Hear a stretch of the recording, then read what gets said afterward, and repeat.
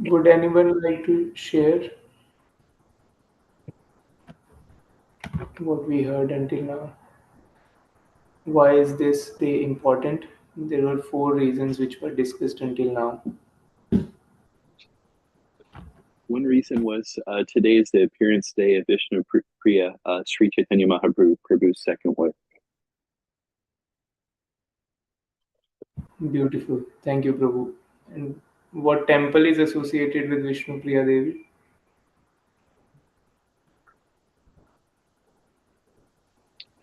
Prabhu, I know that Lord Chaitanya's mother requested that he stay at Jagannath Puri, but I don't know what temple she's associated with. Prabhu, Hare Krishna. Yeah. That's the same deity which we have in our ISV, Prabhu. The same deity is there. It's called Dhameshwar Mahaprabhu with two hands uh, extending outwards. So Dhameshwar Mahaprabhu. That is the temple. And Vishnu Priya Devi would chant Lord Chaitanya's name. For every name, she would take one grain of rice. Throughout the day, she will count the names and the grains. That was her daily meal. So, in that temple, get rice prasad. Thank you, Lokbandhu Prabhu, for reflecting. Okay. Dev Prasanna Prabhu is saying Basant Panchami. Thank you. Yeah, that is the second reason. It is the marks the beginning of spring, and there are two more reasons. Anybody else?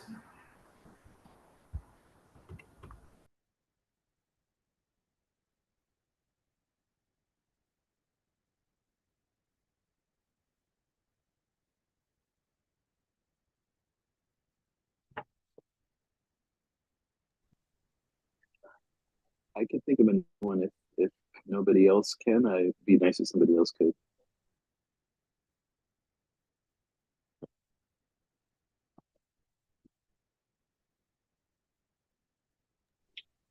So, was today also the appearance day of Pundarik Vidyanidhi? Yes, yes, Prabhu. Could you share something about Pundarik Vidyanidhi, the pastime? Was he the father of Srimati Radharani? Right. Is constitutionally an expansion of, or he is Brishvanu Maharaj, father of Srimati Radharani, and in Chaitanya Charitamrita, Radharani is Gadadhar Pandit. Gadadhar Pandit is brought in the audience of of Pundarik Vidyanidhi by Mukundat, because Mukundat Prabhu knew how great Vaishnav Pundarik Vidyanidhi was. However, when Gadadhar Pandit saw Pundarik Vidyanidhi, he looked exactly like a gross materialist. He was wearing the most lavish garments, jewelry. He had gel on his hair, and he was wearing scented oils, and he was smoking hookah. You know, so Pr- externally, Pr- Prabhu, did they have sunglasses back then?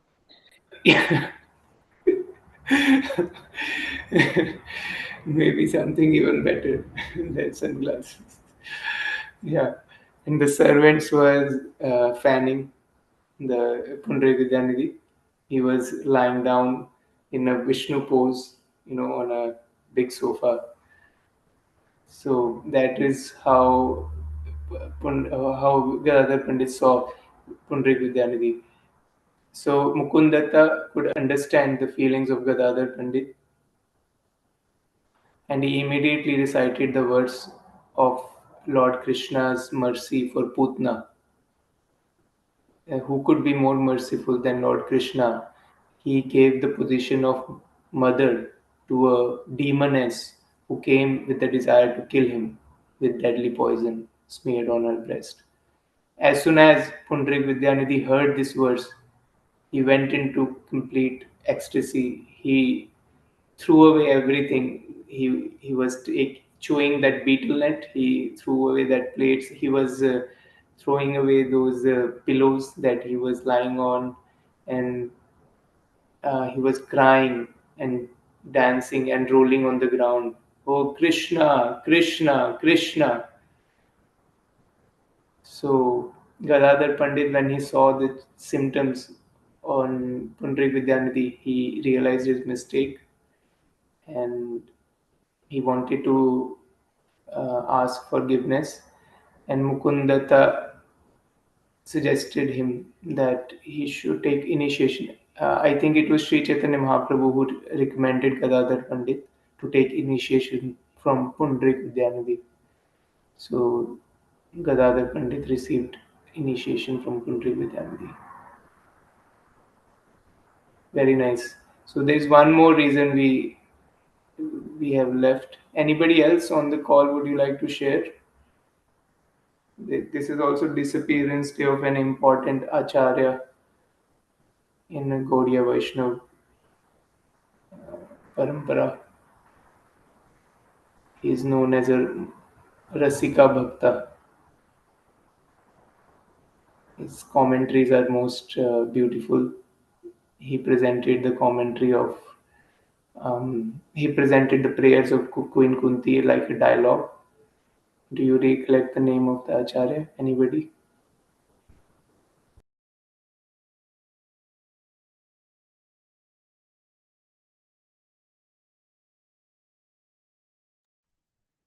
It wasn't Baladev Vidyabhushan, was it? Close. Baldev Vidyabhushan was disciple of Vishwanath Chakravarti Thakur. Srila Vishwanath Chakravarti Thakur. Thank you, Devaprasana Prabhu. Yeah. So these are the four reasons. There are two more. Let me check with Prabhu. Give me a minute.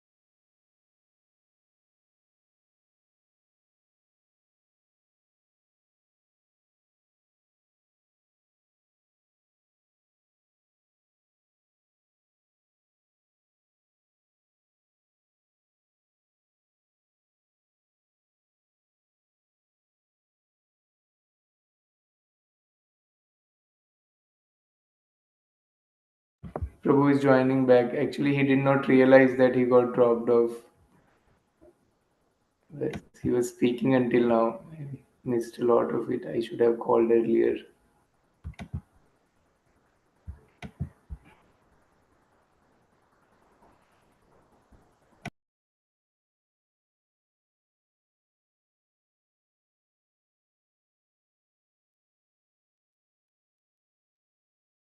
Yeah, I'm really sorry actually. I had no idea when I got disconnected. I was in my own world. I spoke about two more personalities after that when we got disconnected, it seems. Oh, So yes, bro. So sorry, bro. I should have called you immediately, but no, no, I am sorry. I no idea. You can just whenever it get disconnected, at least just send me a text immediately. So okay, so that sure, I bro. would, because here it was like I thought you guys are like transfixed. I mean, I didn't exactly. So okay, fine. It gives me another chance to glorify. That's great. So like, did you hear up to Pundrik Vidyanidhi? Uh, I mean, uh, Gadadhar Pandit taking Diksha from Pundrik Vidyanidhi. Yes, yes, bro. So okay, there's another reason to celebrate today, which is the appearance day of Sri Raghunandan Das Thakur. So this Raghunandan Das Thakur, he is one of the very well-known acharyas, not exactly for preaching, but for his character and qualities. So he was born in a village called Srikhanda, which by today's geography lies in the country of Bangladesh, just on the border of India and Bangladesh, just like few kilometers across the border from India, is a village called Srikhanda. There lived a very saintly couple, and they were very great devotees of Krishna, very humble, very simple. And they offered prayers to Shri Radha and Krishna that may they receive a child, a boy or a girl who fills their life with much more bhakti to Krishna. And after some time, the son Raghunandan was born. They named him Raghunandan. And they thought that they will raise him in bhakti. Yeah, they were doing it. But right from his birth, right from his very birth, he was a pure devotee. And the symptoms which he showed as he grew, it made him, it endeared him more and more and more to everyone, to everyone. As the Srimad Bhagavatam says that all the good qualities are present naturally in a person who has devotion to Krishna. So as he grew, his glory started spreading everywhere. Now what happened is there was a great devotee, another great devotee called Abhiram Thakur in another place in Bengal. This Abhiram Thakur, he was a grown-up devotee. And this Raghunandan at that time was just a boy of like 4 or 5 years. So Abhiram Thakur was a very empowered devotee of Lord Chaitanya. He had two special powers, which in the history no one had till now. And I don't think so anyone will ever have in future. So what were those two powers he was blessed with? If he would pay obeisances to a deity, he would take darshan of a deity in the temple and he would pay obeisances. If that deity is genuinely a deity installed as per the Vedic standards, Shastric standards, and installed by devotees with love and devotion, as per the process, and if that deity is actually Krishna or Lord Rama or whoever, the personality of Godhead, then very nice. Like after he would take darshan and pay obeisance to the deity, like everything normal. But if that deity was simply a statue, or or because of some reason Krishna was not present in the form of that deity because of the lack of devotion, or not following the parampara or whatever, then upon his paying of obeisances, the deity would crack, it would break apart right in front of everyone's eyes, whether it was wood or it's made of stone or whatever, didn't matter. That was the power of the devotion of Abhiram. Another power he was blessed with is that he would pay obeisances to a Vaishnava. If that Vaishnava is a pure hearted Vaishnava who doesn't have any offensive tendencies or any crooked, selfish, sinful material desires in his heart, then that Vaishnava, fine, great, he would go on, he would get blessed. But if that Vaishnava, you know, like was not exactly practicing bhakti purely, then that Vaishnava would fall dead. That person, let's call it person, would fall dead right there, right on the spot. So it's not like our Abhiram Thakur would go around paying obeisances. No, no, no. He didn't do that. But he was blessed with this power. So when he heard you know, like on the regular basis, he got to hear the glories of this great little boy, Raghunandan Das Thakur. So he would be like, having deep appreciation for what a Vaishnava this person is. And he has received special mercy of Lord Chaitanya. I must go and meet him and I must pay my obeisances. Not that he wanted to test, but it was a natural feeling, an outpour of the heart, that I want to, I just want to, respect, And respecting means paying obeisances. This first Vaishnava etiquette. So, so one day he decided that I'm going, and the news spread because whenever he would go anywhere, like people have to be alert. And this particular news reached Srikhanda, and the parents of Raghunandan, my God, they were like the entire world seemed to be insecure place for them. And they found out like many options, where they can keep Raghunandan in some nearby villages in their relatives' home and all. And they hid him. And Raghunandan was like, oh, I want to meet that great devotee. He has nothing to do with all those reservations and all those fear and nothing. He was dying to meet that devotee because their common point of love was Lord Chaitanya. When Abhiram Thakur came, he couldn't find, he couldn't find Raghunandan. He was discouraged. He was planning to go back.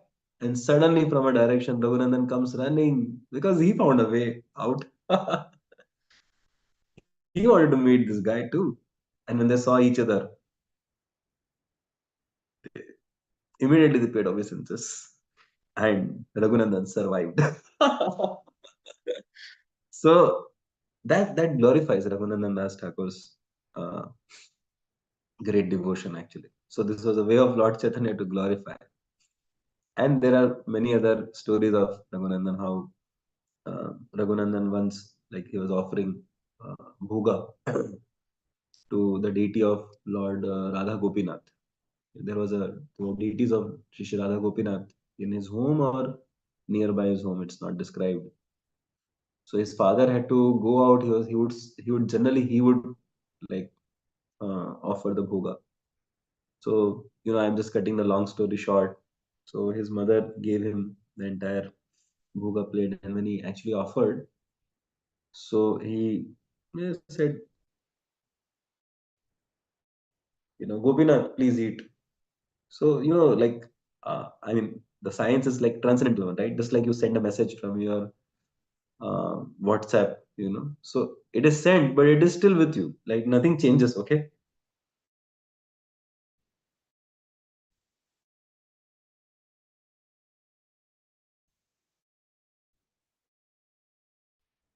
Right? So it's there with you. So am I audible? I hope. Prabhuji voice is breaking. Oh, okay. Just, I don't know what to do. I'm sorry. It was very bad weather here, actually. It rained, raining so heavily. If it happens again, I will let you know, Prabhu. Maybe Yeah, we can turn off the camera if it is required. But sure. as of now, it is good too.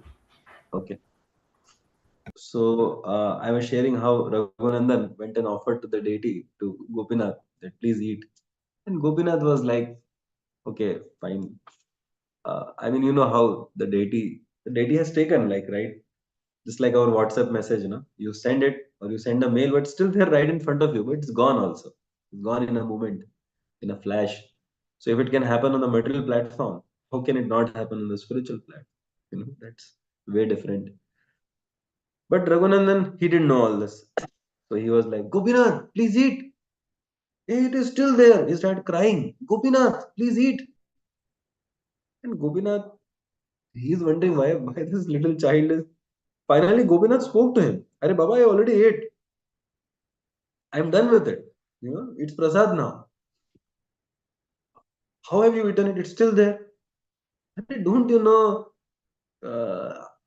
My entire body is transcendental. With my eyes also, I can do the function of, you know, tongue and teeth. I can eat with my eyes also.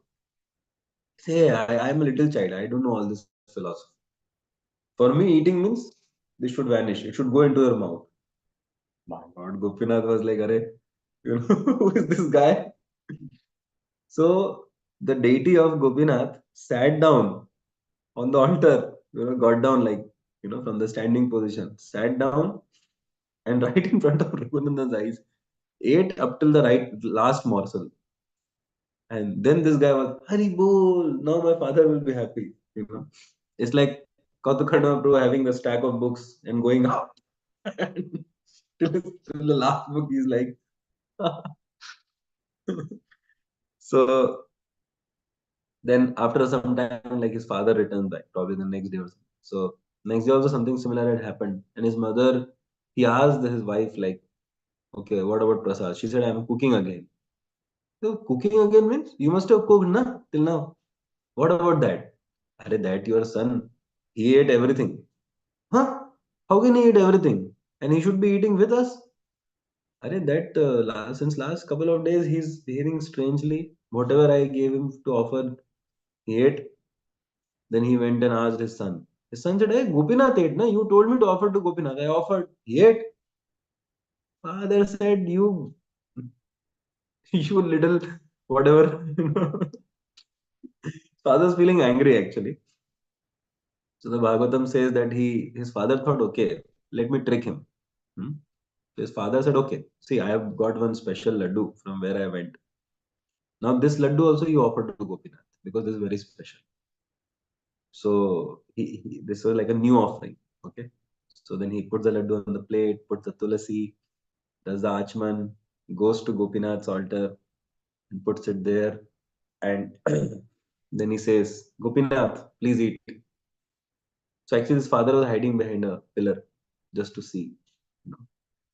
And then Gopinath came down and he picked up the laddu, put in his mouth, took a big bite, and half laddu he ate.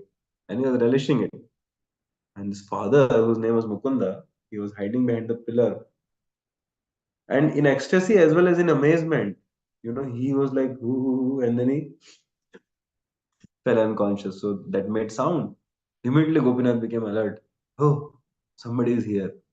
So he left the half laddu in the plate, and then he got up again and stood there in his regular. And Raghunath like, hey Gopinath, what about the other half? Now Gopinath is not responding. Till date, that half laddu is there in the temple of Gopinath. So when you go to the village of Srikhanda, you can take darshan of Gopinath as well as the laddu. So it's a famous one. So this is Raghunath Das Thakur. And one more reason to celebrate today's day is that today is the appearance of Shri Raghunath Das Goswami. Raghunath Das Goswami was, he was one of the six Goswamis of Vrindavan, and he was not just another Goswami. He was, of course, nobody is just another Goswami, but in the sense he was very special. Why he was special? See, he came from a very royal background. Now, if you consider India of 5 centuries back, this is around, we are talking of something around 1490 AD, as good as maybe 1500 AD, you can say. So when he was a little child, a boy, his father Govind Majumdar and his uncle Hiranya Majumdar, their weekly earning was like 10 lakh mudras, 10 lakh coins weekly. It's like somebody earning in today's age, I can say somebody earning every day $1 million, something like that. Not done any math or something, but only few kings on the planet earned more than them. Only few kings. Like there were most of the kings also earned lesser than them. That was the earning of Raghunath Das father and uncle. And in their entire larger family, like father, uncle, and whoever else, he was the only son. So, everything was going to kind of come to him. His wife, when he became like, they used to marry boys in quite early youth. So, his wife, it is said, most of the people had never seen in their lifetime a girl more beautiful than him.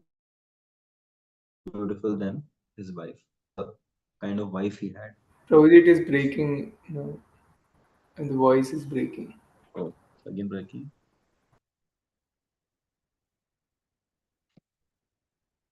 I'm sorry about today.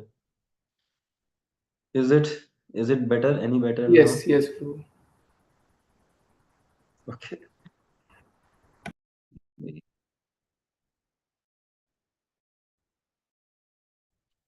So Raghunath Das Goswami, when he left all these things, how did he leave all these things and join Lord Chaitanya? Right in the prime of his youth. And he had great knowledge. He was in youth. He had great talents. He knew multiple languages. Okay. He was extremely handsome, it is said. You know. So there was like literally no factor of life which he didn't have in maximum. That was Raghunath Das Goswami. Now the question comes, how did he get attracted to Lord Chaitanya so much that he left all this? Because right in his childhood, he got association of Lord Chaitanya's devotees. So, so when somebody actually gets to associate with devotees, especially in the as younger age as possible, that is why there was this concept of Gurukul education in the Vedic times.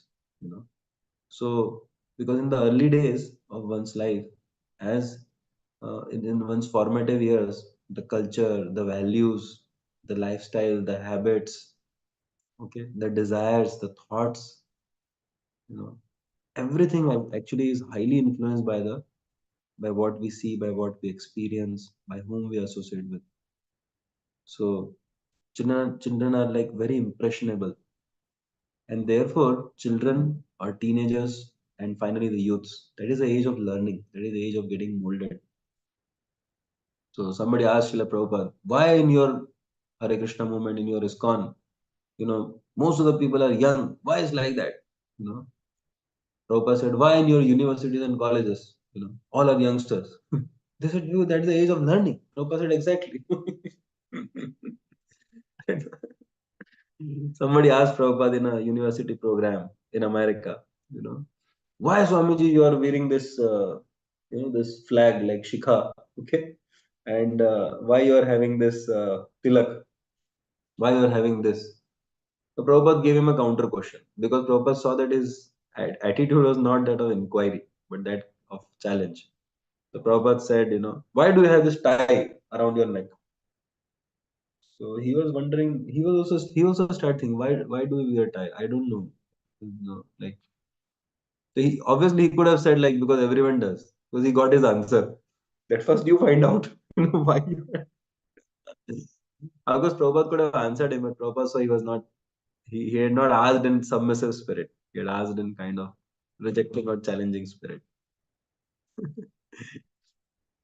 So Raghunath Das Goswami, he had this deep uh, effect of the association of Lord Chaitanya's devotees, and he saw they had something which he didn't have, and that was the joy of 100% selfless, loving, devotional service. We can have the wealth of the entire world, but if our heart is not having that wealth to to have the happiness in others' happiness, then we are still poor. So just like Prabhupada, the hippies in New York, they saw in Srila Prabhupada that very same wealth. There was this devotee, I think in maybe in San Francisco or Los Angeles somewhere. I forgot somewhere on the west coast only. Uh, so Prabhupada came to the temple after several months and found out that this devotee was living outside. Prabhupada called him. Prabhupada said, "Why are you living outside? And I heard you are living outside means he was like living with a girl without marriage." So Prabhupada said, "Arey, this whole Western civilization, this is breaking of four regulatory principles. You get married to that girl. I'll perform your marriage." He said, "No, Prabhupada, I don't love her yet. So how can I get married to her?" Prabhupada said, "Then why are you living with her? You cannot have physical relations without marriage." He said, "No, First I have to love her, na? And for loving her, I have to get to know her closely. Prabhupada said, no, that kind of love, a jiva can only love Krishna truly. Otherwise, that love which you think is love, that is not love. But you can together, husband and wife can together love Krishna, together serve Krishna. So then Prabhupada invited him, okay, you're feeling some weakness of heart, you come and stay here in the temple. So, and he said, no, I don't, I have some problem with devotees, I have some rough edges with devotees. Prabhupada said, okay, you come and stay with me.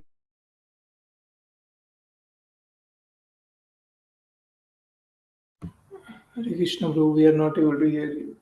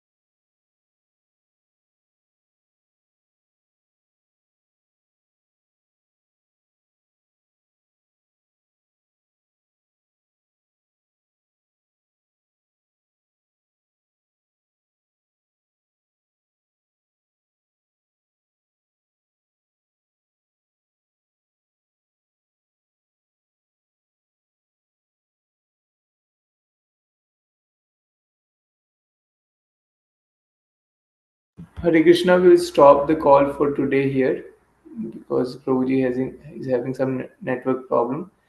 But it is nice that we could hear six reasons for today's. Uh, yeah, so we can stop here. Tomorrow, I will take the class and we can discuss the verses. I will share on the WhatsApp group. ग्रंथराज Shrimad Hare Krishna. Bhagavatam की जय, श्रीमती विष्णुप्रिया देवी की जय, शिला विश्वनाथ चक्रवर्ती ठाकुर की जय, श्री पुंडरीक विद्यानिधि की जय, श्री रघुनंदन दास आचार्य की जय, श्री रघुनाथ दास गोस्वामी की जय, श्रील प्रभुपाद की जय। वंशा कल्पतरुभ्यश्च कृपा सिंधुभ्यश्च पतितानां पावनेभ्यो वैष्णवेभ्यो नमो नमः। जय हरे कृष्णा।